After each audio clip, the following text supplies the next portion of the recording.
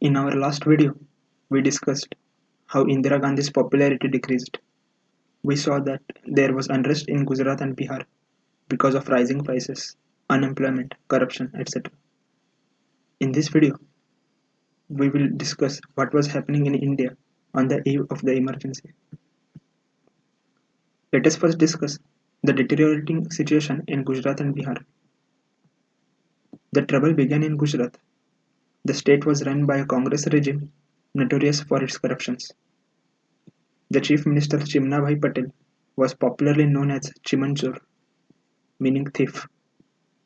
In January 1974, students led a movement demanding the dismissal of state government. It called itself Navnirman, the movement for regeneration. The protests turned out violent, with buses and government offices being burnt. For more than 10 weeks, the state faced virtual anarchy with strikes, looting, rioting, and arson, and efforts to force MLAs to resign. The police replied with excessive force, indiscriminate arrests, and frequent recourse to lathi charge and firing. By February, the central government was forced to ask the state government to resign, suspend the assembly, and impose president's rule in the state. The events in Gujarat inspired students in Bihar to launch a struggle against misgovernance in their own state. Bihar had witnessed a great deal of political instability, with defections galore and governments made and unmade. A Congress regime came to power in 1972, but within it, corruption was rife. There was deep discontent in the countryside, where land was very unequally held, and in the cities, where there had been a steep rise in the prices of essential commodities. Protest was initiated by left-wing groupings led by CPI. The Akhil Bharatiya Vidyarthi Parishad (ABVP) and other non-communist student groups came together in a united front of their own, the Chhatra Sangha Samiti. This grew rapidly and soon had branches in most towns of the state. On 18th March 1974, the Chhatra Sangharsha Samiti marched on the state assembly in Patna. When police pushed them back, the retreating mob set fire to government buildings, a warehouse of Food Corporation of India, and two newspaper offices. The police clashed with protesters in several parts of the city. Several students were badly hurt and at least 3 died. The news of trouble spread, provoking clashes between students and the police across the state. After the incident of 18th March, the students asked Jayaprakash Narayan to step in and lead their movement. JP was now 71-year-old, a veteran socialist.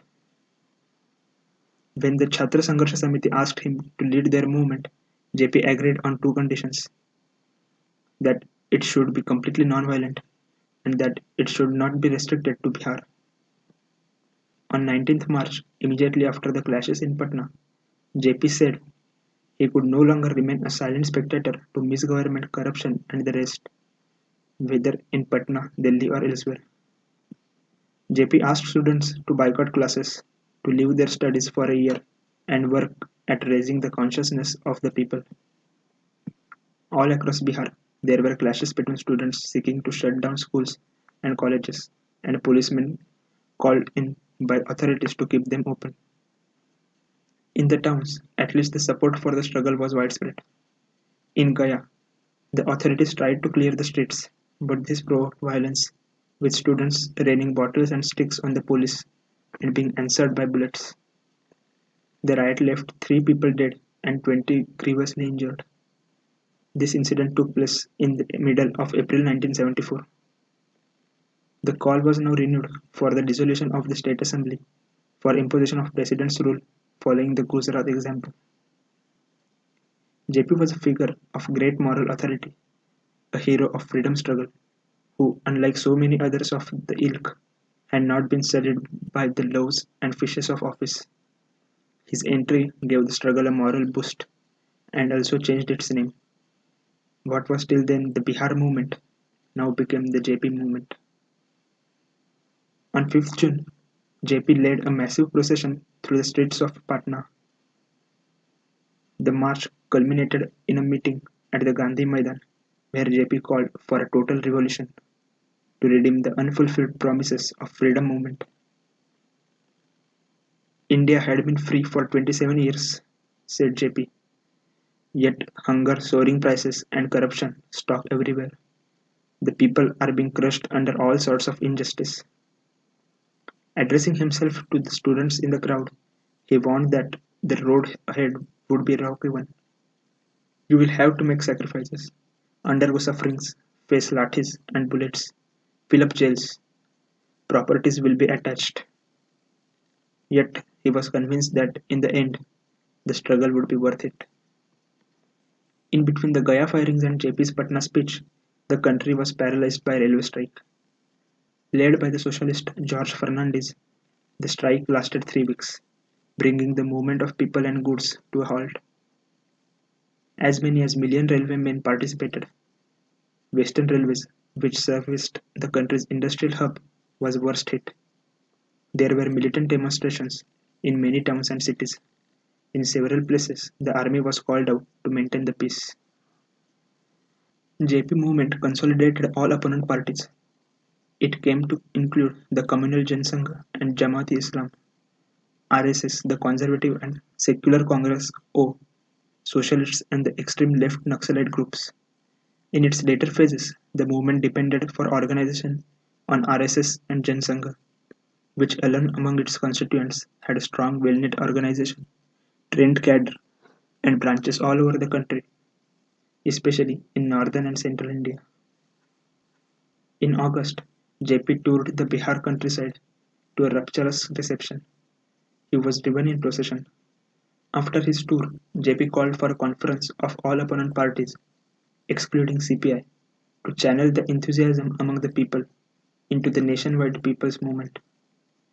JP wrote that the Bihar struggle had acquired an all India importance and the country's fate has come to be bound with its success. He appealed to trade unions, peasant organizations, and professional bodies to come abroad. During January and February, he traveled across India to drum up support. In his speeches, JP urged the people to remain non-violent. Any untoward incidents, he said, would prompt the Prime Minister to assume dictatorial power. He announced a march on Parliament on 6 March. On 3rd March, Delhi's Inspector General of Police convened a meeting on how to handle the coming influx of protesters. Despite the ban on buses, people began streaming into the capital. They were housed in a tented camp outside the Red Fort, now named Jayaprakash Nagar. On the morning of the 6th, they began walking towards the venue of public meeting, the Boat Club lawns, adjacent to the Houses of Parliament.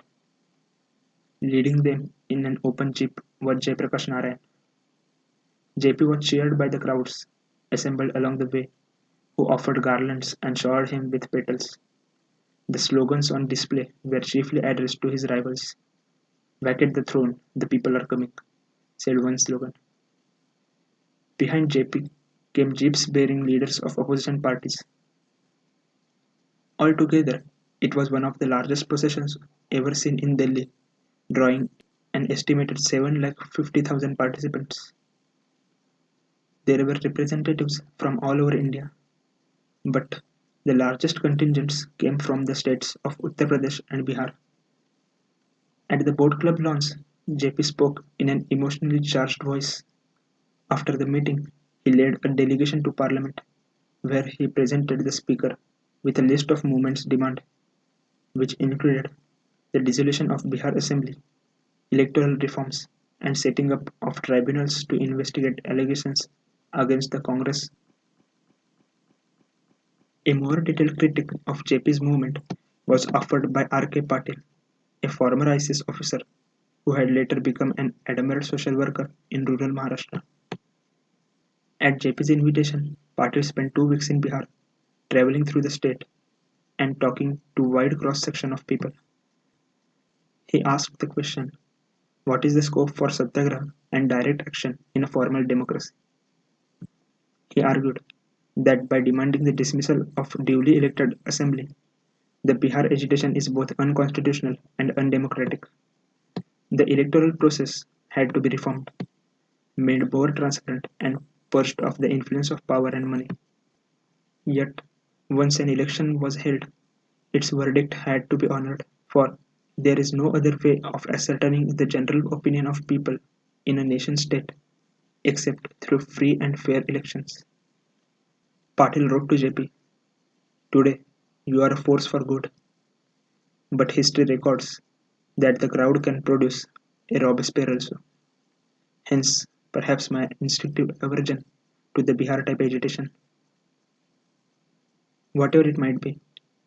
But the movement was started and had got its momentum.